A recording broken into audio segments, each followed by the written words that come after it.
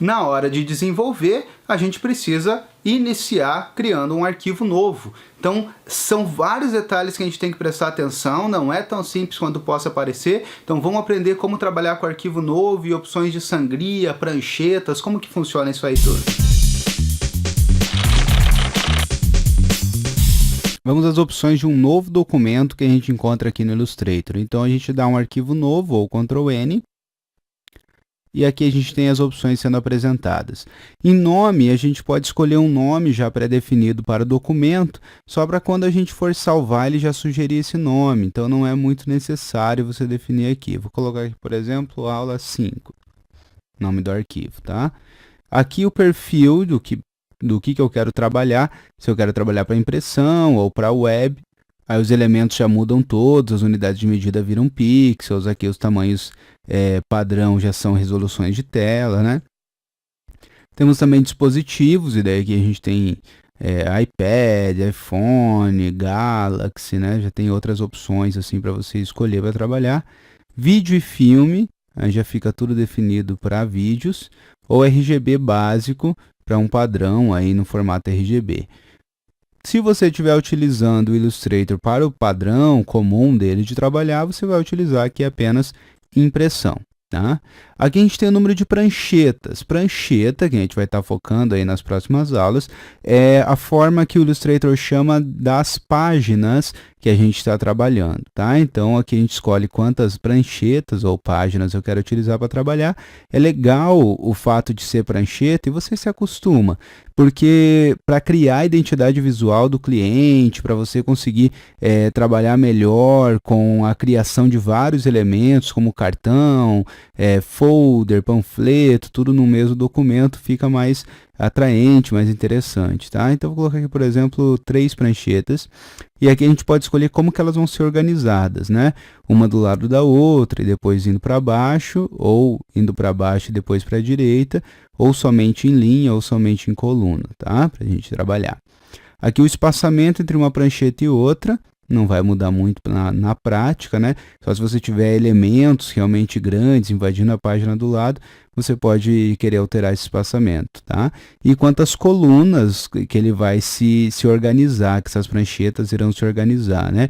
Em 2 colunas, e daí vai para baixo, né? Ou mais, você pode definir aqui. O tamanho padrão que você quer trabalhar, então aqui tem alguns padrões, eu vou escolher aqui padrões, eu vou escolher aqui A4, e aqui a gente pode alterar daí a unidade de medida manualmente, se for o caso.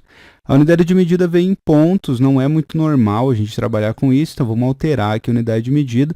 A gente tem algumas outras opções, mas o melhor é trabalhar daí, por exemplo, em milímetros. Se o documento que eu estou desenvolvendo pode ser medido em centímetros, eu te aconselho a trabalhar sempre uma unidade abaixo, para você ter mais precisão, então daí trabalha em milímetros. Se o documento que você está trabalhando pode ser medido em metros, ou seja, ele passa de 1 metro, digamos assim, aí faça seu documento em centímetros para ter uma precisão correta. Então, vou definir aqui milímetros, que é o mais comum da gente trabalhar.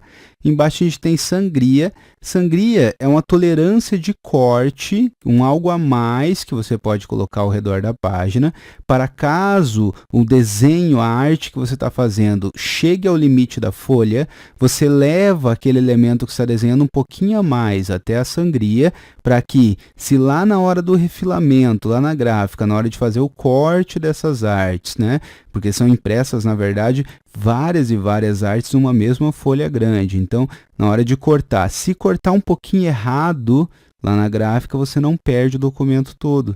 Então, é uma tolerância de corte que é bom para esses casos. Por exemplo, uma folha 4, é legal colocar aqui 5 milímetros de sangria para ter 1 centímetro na horizontal e 1 na vertical. Então, perceba que eu mudei um valor, já mudou todos, porque essa correntinha aqui está marcada.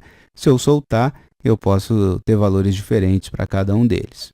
E aqui em avançado, você pode definir o modo de cor, CMYK ou RGB, eu falo bastante sobre isso no curso de Introdução ao Design Gráfico. Aqui a quantidade de pixels por polegada, vamos utilizar 300 para impressão e 72 para web. E aqui o modo de visualização do documento, que a gente vai falar mais adiante, que a gente vai estar utilizando. Então, vou escolher aqui o modo padrão para ser o normal da gente trabalhar, tá? E se você quiser alinhar os objetos à grade de pixels, a gente vai falar sobre grade também mais para frente, e na aplicação prática dessa aula, falaremos sobre esse botão modelos, trazendo modelos prontos aí para você trabalhar. Uma vez feito isso, ok, e está criada aí as pranchetas, né? Essa área preta, ela traz para mim o que seria correspondente ao fim da folha. Essa área vermelha é a sangria, ou seja, só mostrando aqui na prática, ó.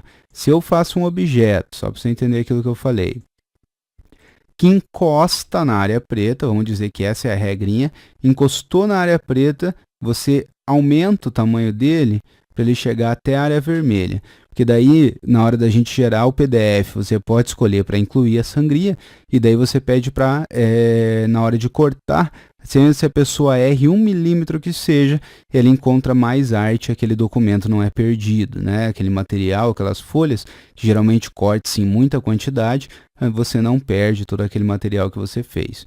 Então, assim, a gente cria um novo documento e configura para a gente trabalhar corretamente dentro dos padrões aí do documento que você quer criar.